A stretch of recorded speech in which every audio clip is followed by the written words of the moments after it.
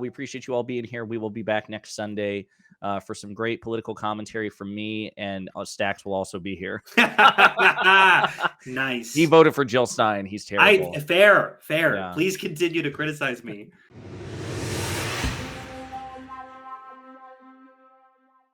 So for the next like 22 minutes, because we have a hard stop at 2:30. And by the Yeah. way, I like this format. We have done.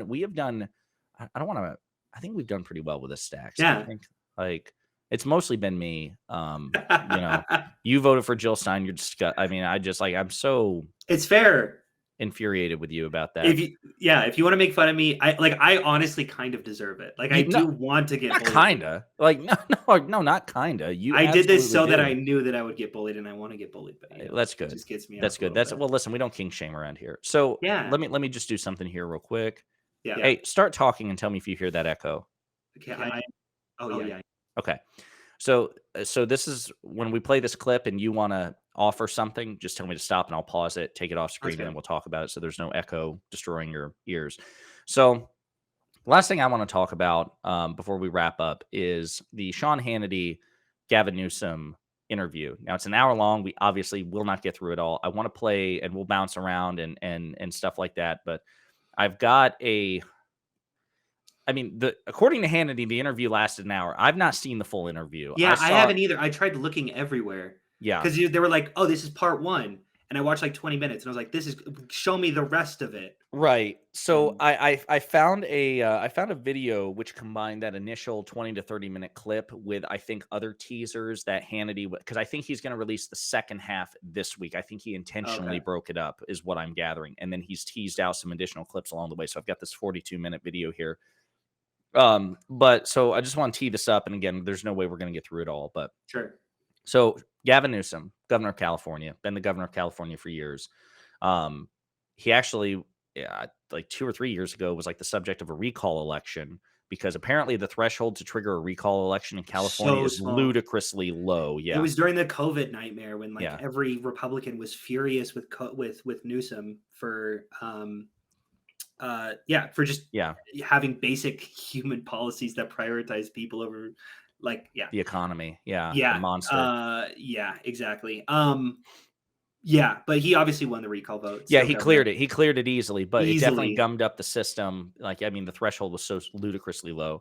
But anyway, so Gavin Newsom is, how do I want to say this? It's interesting when you contrast high-profile Republican governors with high-profile Democratic governors. So the two that jump to mind immediately, and honestly, the two that jump to mind immediately on the Republican side, obviously Ron DeSantis, even before he was running for president. Yeah. Governor of Florida, Republican.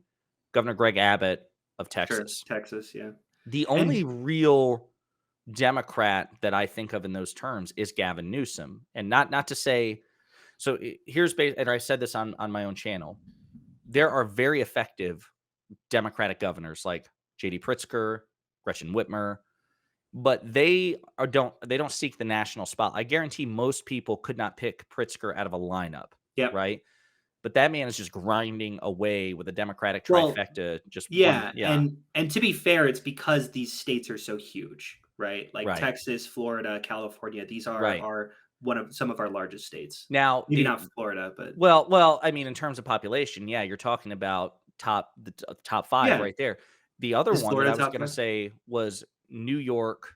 Governor Hochul, but she is not. I think she's certainly among the most high-profile Democratic governors, but I don't think she has. I wouldn't call her high profile. Yeah, you wouldn't. So there's debate there. Obviously, she's.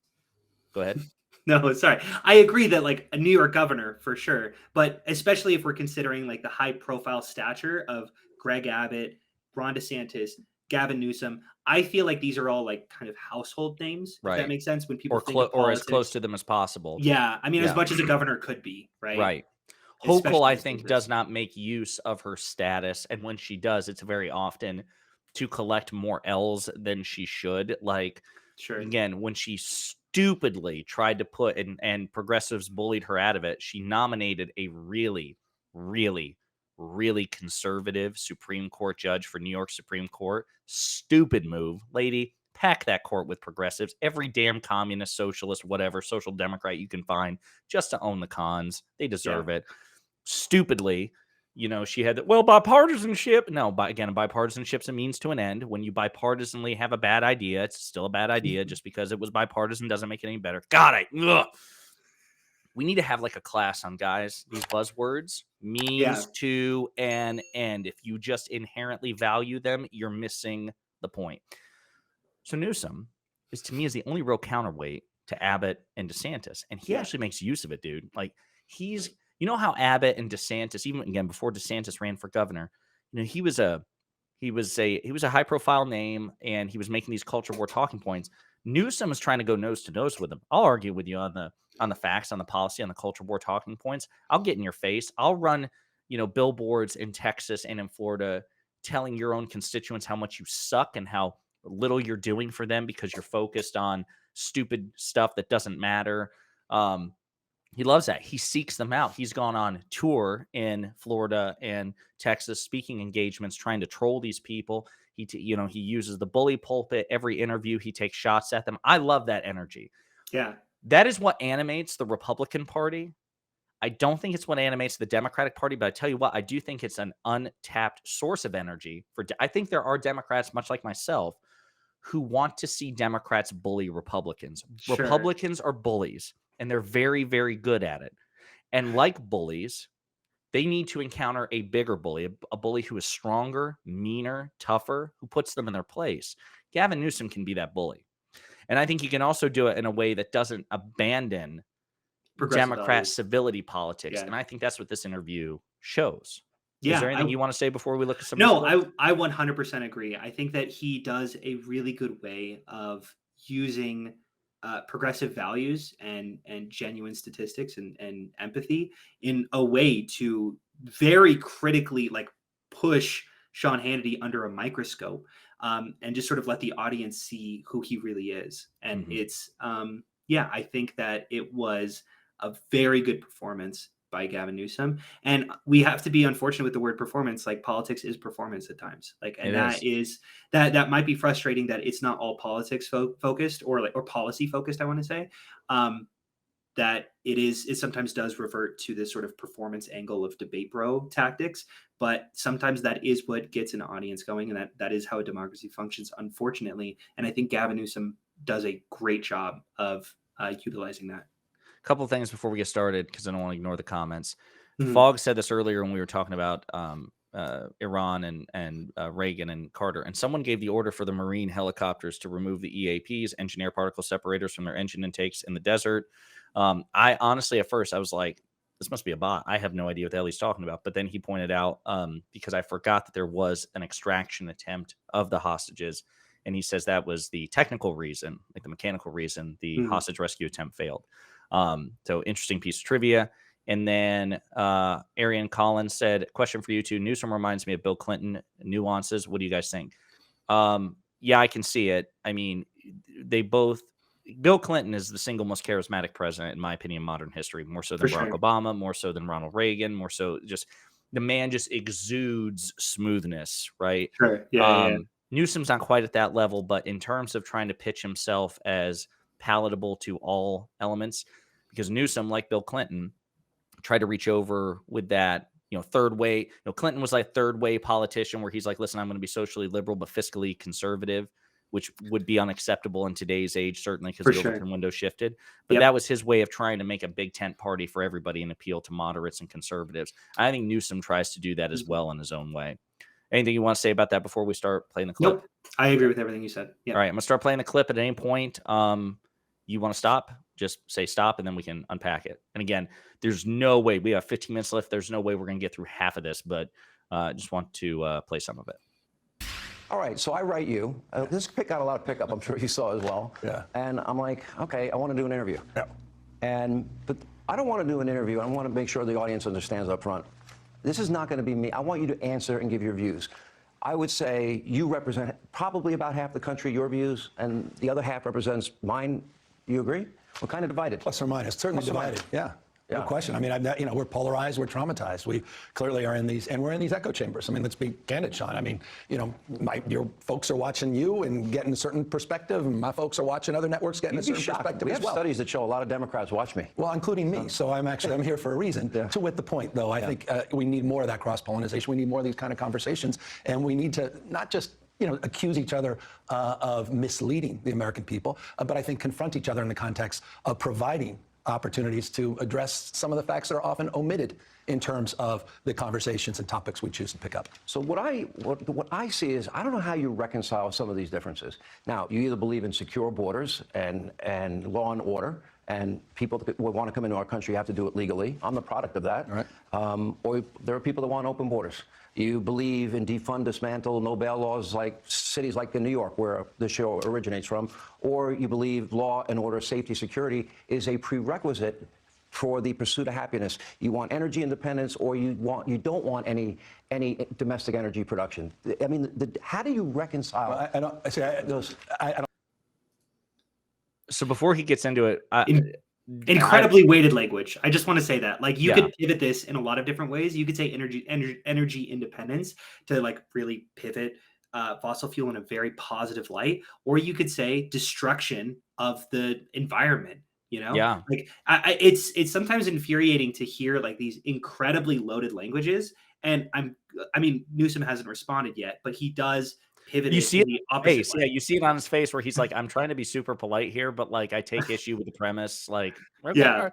Well, and also the fact of the matter is, and this is the other thing, just real quick, and we won't, and Newsom will get into it more.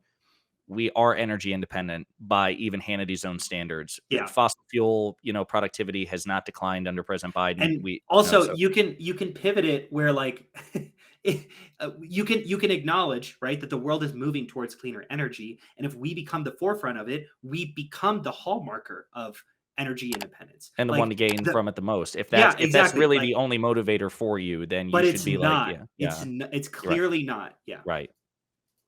I don't see those binaries at all. Quite you don't see it at all? No, I don't. I mean, I want border security. Democrats want border security. We also want comprehensive. But you don't want any walls. I want comprehensive immigration reform. I want to actually address the issue more comprehensively, just like Ronald Reagan did in 1989. Just like, and with respect, Sean, you promoted yourself with the Gang of Eight and bipartisan legislation that got 68 votes in the Senate, only to die in the House, that could fundamentally address this issue, which is the issue. So I don't see those. But I always had as my position, build the wall first. You're against building any wall. I know. I have no problem with the 650 plus miles we have on border walls. I come from a state with the largest, San Ysidro is the largest land port in the Western Hemisphere. I don't need to be educated on the issue of the border or issues of immigration policy. Well, look, Medi-Cal for illegals is $2.7 billion to the state. And how many billions are we spending for uncompensated care? People end up in the emergency room. Can I ask you, on the back end, wasting taxpayer money. Why is it wrong to just demand, if you want to come to this country, obey our laws, respect our borders, respect our sovereignty, apply, come in, and we can expedite the application process? The latter part. Now you're having a conversation. Yeah. Sorry. So I always get irked by this, because this is something that I feel like I've read an article about this ages ago. But I'm listening to you, but I'm gonna put a mouthful of my food in, so I'm gonna go off camera. But I can hear you, so keep talking. Okay, sounds good.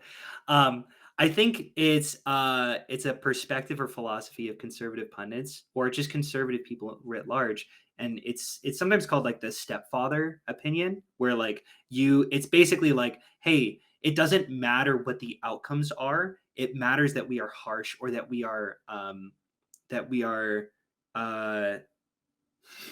essentially being negative, if that makes sense. Like we are being harsh and strict. And that matters more than anything, because Newsom brings up a really good point. Like, hey, this actually saves money. This saves money for the state. Bringing, sorry, hold on one sec. Bringing healthcare towards people who are illegal immigrants. We are losing so much money because of the back end that happens at hospitals when people come into the ER with care that they did not seek initially. We are saving money by meeting it by stopping it at the impetus instead of at the end. And Hannity just goes, look, it's about principles. They broke the law. They need to suffer. Right. It's so infuriating that like they can't see means to an end, right? It seems to be the thesis of this episode. Means to an end. You can disagree that illegal, you could say, hey, I don't care. They broke the law. They should be punished. Yes. Well, what about saving money? If you care about fiscal responsibility, yes. like if you Well, care no, about, here's the thing, because I want to play some more clips, so I don't want to harp on it for too long. sorry. But yes, no, I completely agree, because and Democrats have got to be better about, with agility and alacrity and concision, just like Newsom is, and saying it often. We have to.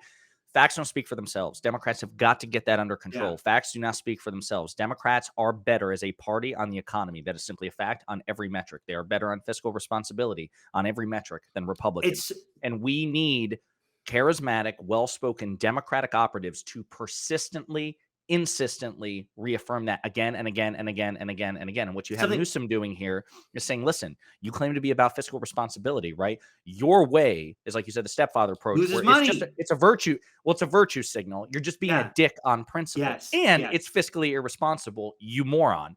Our way may seem like the soy approach, where we give, migrants who come here illegally health care. Shit done. Who cares? Not only is it the humanitarian approach, but if that means nothing to you, if that means absolutely nothing to you, it's more fiscally responsible. I win, you lose. My way's better. And I like that get Newsom's pointing. It reminds me so much about the Freedom Caucus when they essentially blocked the debt reconciliation, or the debt ceiling raise, where part of that was removing the IRS component of the Inflation Reduction Act, basically removing the only fiscally positive part of our government.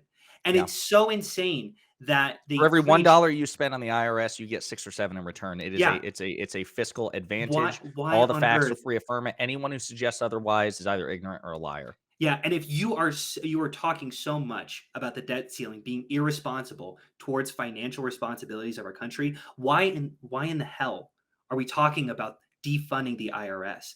That is the only tax positive, or maybe not the only, revenue positive. Yeah, revenue positive aspect of our government. Yeah. And it just speaks to the absurdity and constant two-sidedness. Right. And so Newsom's doing the right thing by hitting him on two approach. Listen, it's just good morals, number one. And if that matters not to you, it's more fiscally responsible. Again, with precision, concision, and charisma, people need to consistently do what Newsom is doing here. Don't mention it once and then never talk about it again in 10 years. You don't mention it once and then just appeal to. That's the other thing too. Unfortunately, too often, I think Democrats focus on the social benefits of their policy and the compassion and empathy, which are obviously incredibly important, but obviously you got to deliver the message in a way that's most receptive to the audience. So if you're dealing with people like Sean Hannity, who are not compassionate, they're not empathetic, hit them with the fact that, okay, we have that, plus we also have the advantage of our way is more fiscally responsible. You need to tailor your message accordingly. Anyway, let's continue. This is where I think the vast majority of America That's why I'm here. Well, that's the point. I'm here to bring us together. And that was the point of the comprehensive reform. Where's Congress? I mean, look, you can criticize Biden all the time. Biden's border crisis, I watch 24/7, surround sound, anger machine around that. I get it. Wait a minute. In 3 years, he will allow over 7.5 million people illegally into this country. Right. You have to see there's something wrong with that. No, I do. And I see there's something right with what he's done post Title 42, a 70% reduction, taking a lot of the core tenets that the previous administration used. He's now being sued by the left, not just being applauded, certainly by the right. That said, here's what's missing. The conversation you just suggested we should be having around dealing with asylum seekers and backlogs and updating and modernizing our visas and addressing a pathway that Ronald Reagan himself acknowledged. Let me ask you if you support this. I think those things are missing. Should we have background checks? Yes. Should, in the middle of a pandemic, health checks? We did. Should we have means testing so the people that enter this country are not going to be a financial burden on the American people? We prioritize already with certain. We prioritize with STEM. We prioritize with visas already. We prioritize. You're going to give a free college education and $2.7 billion of taxpayer dollars in California to Medi-Cal. And that's for illegal immigrants only. And we're spending the money already. I know everybody on the right can't stand sanctuary policy. I understand that. Rudy Giuliani, by the way, Trump's old attorney, was a huge proponent of sanctuary policy. I didn't know that. I'll also say real quick, and I don't want to spend much time on this because, again, we got like 5 minutes, but I love the fact, if you notice, he's constantly referring to other Republicans that at either now or at one point Republicans deferred to, like Reagan, like Rudy Giuliani. I love that. That may not work, and he shouldn't spend like 7 hours on it, but I love those little asides. Hey, the stuff I'm advocating for, the people you worship also advocated for these things, which also adds to my credibility and the superiority of my message. I love that he's like throwing that out every now and then. Reagan liked this idea. Giuliani liked this idea. So actually said it keeps you healthier, safer, and more educated. Actually made those arguments when he was governor, or rather mayor of New York. It's the cards that are dealt in the absence of comprehensive reform. I'm all for comprehensive reform. I'm for background checks. I'm for addressing border security in all its forms and manifestations, not just walls. I'm addressing a legal pathway. I'm actually wanting to address all these issues, but I want to do it in a rational way and not just bastardize the conversation as exclusively about the border. Okay, I have here in my pile of stuff the exact federal law that prohibits. Now, there are two court decisions that you might be able to cite. One is the Trump lawsuit. That was in the Ninth Circuit. The other is some wording and one opinion that Justice Scalia gave some years back. But it is unambiguous when you read the 18 U.S. Code as it relates to entering the country that you've got to do so legally. By characterizing the state as sanctuary, aren't you thereby violating federal law, the laws that are on the books, and that our own Constitution states very unequivocally that, in fact, you should be following? Sanctuary policies have been on the books for decades. Cities, Democratic cities, Republican-led cities in the past, Democratic states, clearly, more modern conception around dealing with reality, the cards that are dealt. You want people that are victims of crime to come forward and report those crimes. That's the purpose of sanctuary. You want a kid to be educated that's here, regardless of how they got here. You want that kid educated. You want to take care of someone that's in an emergency and not have them concerned that they're going to. Sorry, so real quick, I just want to point this out too.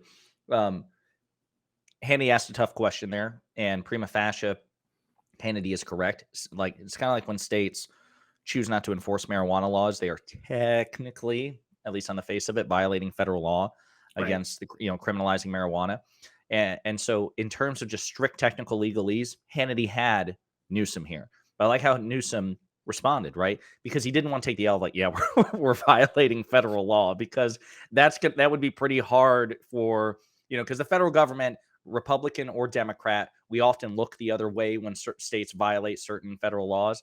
But then when you have a governor of a state go, yeah, we're violating federal law, that would be very hard to ignore. So Newsom was very clever here. So he pivoted in a way, again, that remained relevant. He's like, listen, these things that you're complaining about, they've been on the books for decades. They have a purpose to them, Republican and Democratic states and cities and whatnot. And then he made, again, the moral argument and the efficacy argument. These people are here. It would be, say nothing of, again, the humanitarian part of it, the compassion, the empathy. It'd be logistically impossible to deport them. So what are they going to do while they're here? Well, we should educate them. We should provide healthcare, because not only is it fiscally responsible, it would make them better citizens. It's just also the right thing to do. Like, I love that. And he doesn't like scratch his head. He's not, he is so well prepared for this. Anything you want to add before we? No, I think I mean, generally speaking, immigration just sort of drives me insane, because it's one of the best ways. It's one of the most positive drivers of a positive economy and growth for the GDP. And it's frustrating that people who care so much about fiscal responsibility, as we said before, talk so much shit about immigration, when that's one of the huge reasons why the U.S. leads the world in GDP growth, and why California has like the 5th largest economy in the world. They're about to become, as he says later on in this interview, they're on track to become the 4th largest economy in the world. Eat your heart out, Germany. Yeah. So actually, we do not have time to play any more of this. So we're gonna have to come back to this. But it's such a good interview, and Newsom in my opinion, it used to be Buttigieg who set the gold standard for debate performance. I think Newsom gave an even better. Now, he needs to be iterative in this. He needs to consistently demonstrate it, like Buttigieg has. But this is my go-to example, probably for the foreseeable future, of a sitting Democratic official just cleaning house, man. Just cleaning house. Some comments here I want to point out. The GOPs are just fast-talking liars that throw out BS to confuse their base. I agree with that. Any issues with that, Stacks? Not one bit. Arian calling the Rudy rework laptop. Fogg says the difference between Jim Jones and MAGA is Trump would charge $8 for the Kool-Aid and $2 for the souvenir cup. You're not wrong. And then Lisa Lopez says, I do hope Newsom runs in 2028. I think he would be great. I'll say, and I'll give you the last word on this. The ability to dunk on Republicans, I think, is important, but it's not the single most important attribute in a chief executive. So I certainly think this helps him. But he also, again, needs to demonstrate, and I have not looked too closely into this, how effective his policies have been in California as its chief executive, because there are very at least loud criticisms of Newsom's governorship that I just simply don't know enough about to refute. Sure. He makes a very stalwart defense of those policies in this interview. He also accepts criticism. He also comes out and says, with respect to the homelessness situation in California, he takes ownership for it. He's like, we're struggling with this. This is an issue that we have struggled to correct. I have made mistakes, and like that, there's a humility there too. But I will say, this inspires me. I would like to see this type of energy from President Biden, number one, but number two, for all other Democratic leaders in Congress, in the executive branch, governors, whatever. I want to see this sort of energy where they're fighting with facts and they're rejecting false premises, and they're doing it with a smile, but they're also not just taking it lying down. They're coming like, no, you're wrong on this. Here's blah, blah. So that's my opinion on it. What about you? Yeah, no, I mean, there are definitely criticisms of how Newsom has been handling California, but his administration, there are some really strong positives for him. As far as I'm aware, I think he has. I saw this headline a little while ago, and I should have looked more into it, but I think he's got, generally speaking, universal healthcare for Californians, and I know for sure that he has free school meals for all California children, and that's huge positives. I mean, we can go down the routes for not only how that's morally correct, but that's fiscally very responsible, that it actually brings a lot of, positives towards the economy to make sure that people are running smoothly and running correctly, and that people don't have to stress all that much about their kids being able to eat. And it brings, like, I hate going down that route, because it should just be like, oh, let's feed kids. But I'm arguing with like conservatives here who are like, oh, but does it make sense? And it's just, yeah, it does also do that. Yeah. Well, listen, guys, it's been great. Guys and gals, again, we're doing this every Sunday. We're trying to keep it to an hour and a half, 1 p.m. Eastern time, because Eastern is the best. No, I think is when we're going to be doing this on the regular. So please follow Stacks on YouTube in particular. We don't care about TikTok. I mean, he's relevant on TikTok, so you can add him there if you have a TikTok. Definitely follow him on YouTube as well. A like and subscribe, a comment, please follow and subscribe and like my stuff, because my stuff it's not as pretty as Stacks is, but it's certainly got more personality. He has a terrible personality. 100%. I will say more. You definitely post more. Well, listen, I take quantity versus quality. You definitely have the quantity aspect. Yes. If he can live, I'll say nothing about the quality. If he can live with gargoyle, so that's do you know that, I don't know what that Gavin's ex-girlfriend is Kimberly Guilfoyle? I don't know who that is. Yes, you do. She's married to like Don Jr. or Eric Trump. She's the crazy brunette who, I promise you, look up Kimberly Guilfoyle. Oh, she looks familiar. Hold on. Yes. Yeah. Gavin Newsom used to date her. That's crazy. I know. So Lisa, so she's Donald J. Trump Jr.'s wife, is what you're saying? Or ex-wife? I have no idea. She's either the girlfriend or wife of either Don Jr. or Eric, one of the two. She's been the girlfriend of Donald Trump Jr. Don Jr. There you go. So because her name is Guilfoyle, they call her Gargoyle. I like it. It's hilarious.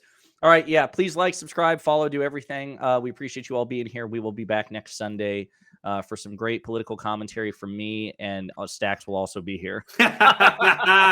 Nice. He voted for Jill Stein. He's terrible. Fair. Yeah. Please continue to criticize me. I will. I know. I will humiliate you. That sounds ironic, but it's not. No, I know.